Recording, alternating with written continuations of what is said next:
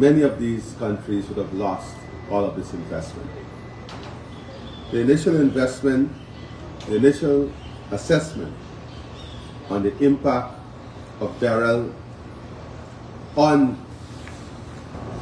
the agricultural sector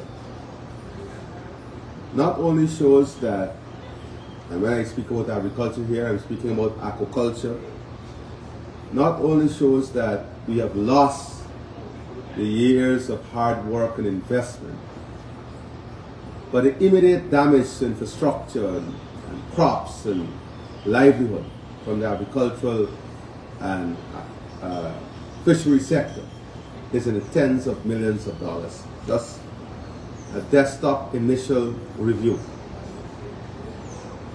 It is important to note that Grenada, St. Vincent and the Grenadines, St. Lucia, Jamaica, Barbados, these were all islands, countries that were on track, mostly, in achieving the 25 by 2025 targets set by themselves.